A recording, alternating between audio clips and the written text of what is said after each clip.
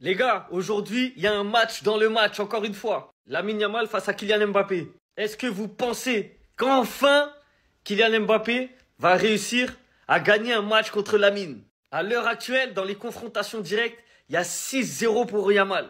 Il l'a battu 2-1, 4-0, 5-2, 3-2, 4-3 et 5-4. Que des scores de fou malade, il y a grave des buts. D'ailleurs, entre parenthèses, quand je vois les scores, je me dis, mais en fait, c'est réel. Mbappé, il défend jamais. Regardez le nombre de buts qu'il encaisse. Je rigole, les gars. Calme. Non, en vrai, de vrai, il doit en avoir marre de perdre face à lui. Là, aujourd'hui, c'est le moment de se rattraper. Est-ce que vous pensez que c'est possible? C'est ça la question. Est-ce qu'il va réussir à le faire ou pas? Parce que 6-0, ça commence à faire beaucoup. Et si Yamal, il gagne encore aujourd'hui face à Kylian, les gars, Kylian, il va changer de championnat, je crois. Là, il va en avoir marre. Et franchement, je le comprends. Ça doit être frustrant de fou malade. Tu joues contre un mec qui te vole la vedette à chaque match. C'est relou. Vraiment, ça doit lui tenir à cœur de battre Yamal. Parce que ça doit rendre ouf. Et plus ça dure, plus il va prendre ça comme une malédiction. Il va se dire, c'est pas possible. Et mentalement, lui, il va prendre l'avantage de fou. Donc en fait, là, Kiki, il faut qu'il stoppe cette série. C'est pas possible. Mais est-ce qu'il va réussir à le faire? Telle est la question. Les gars, c'est le jour J. Qui dit gros match dit story de Lamine Yamal. C'est logique. Il a fait un petit teaser. Et dans ce teaser, on peut entendre la peur. J'ai laissé la peur dans ma ville natale il y a longtemps. Le joueur qui sort du ghetto ne se bat pas pour la gloire. Il ne joue pas pour la gloire. Il se bat pour son avenir. Il joue pour ne pas revenir au niveau où il était. La vraie pression n'est pas dans le stade. Elle est dans l'opinion de ses amis du premier jour. Quand il marque, il ne célèbre pas par ego. Il célèbre car il sait que ce but peut tout changer. Pour lui, pour son entourage et tout son quartier.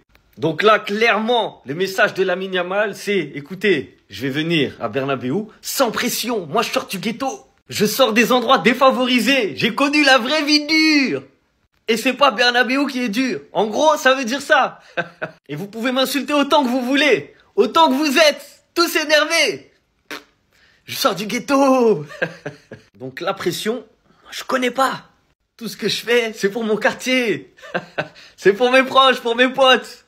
Vous tous, je ne pense pas à vous. Rendez-vous à 16h15.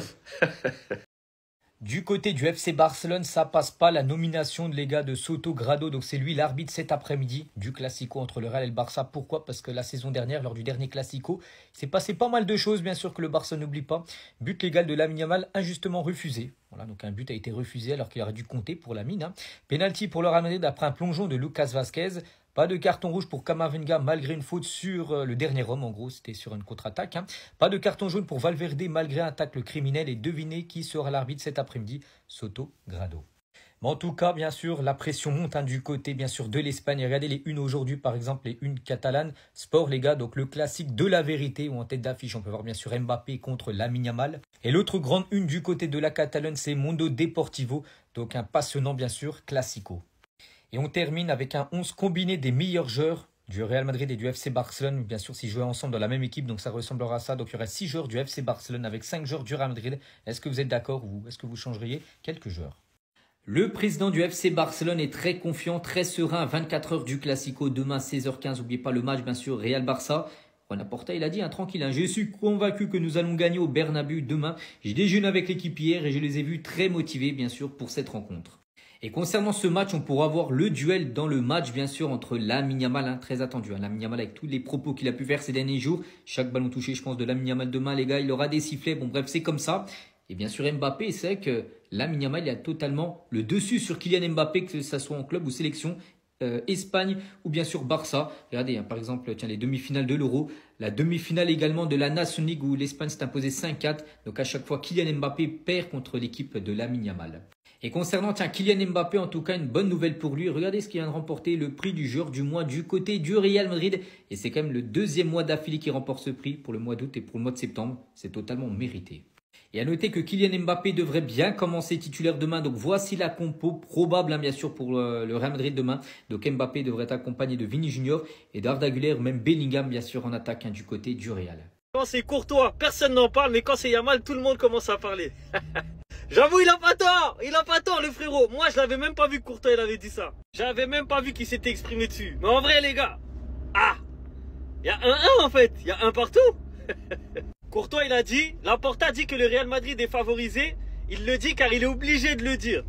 Depuis que je suis au Real Madrid, j'ai constaté que nous étions jamais avantagés. Oula, il ment un peu, hein. Au contraire, et l'affaire Negreira est toujours en cours. 3 petits points. En disant ça, il a tout dit. Donc en vrai, les gars, est-ce qu'il y a une différence entre Courtois et Lamine Yamal au final? Parce qu'en vrai, la Courtois, là, ce qu'il a dit, c'est la même chose que Lamine Yamal, hein. C'est juste que lui, il l'a dit d'une meilleure manière. Mais en vrai, ça va droit au but, ça veut dire la même chose. C'est juste que Courtois, il a un peu plus d'expérience et que Lamine Yamal, il est un peu plus jeune. Plus de ça, Courtois, c'était sûrement en conférence de presse. Lamine Yamal, il était dans le canapé à la Kings League, il s'est lâché comme un petit, tu vois. Mais en vrai, il y a match nul là pour moi. Courtois 1 et Yamal 1. Dites-moi si pour vous c'est pareil ou pas. Mais les gars, c'est écrit noir sur blanc.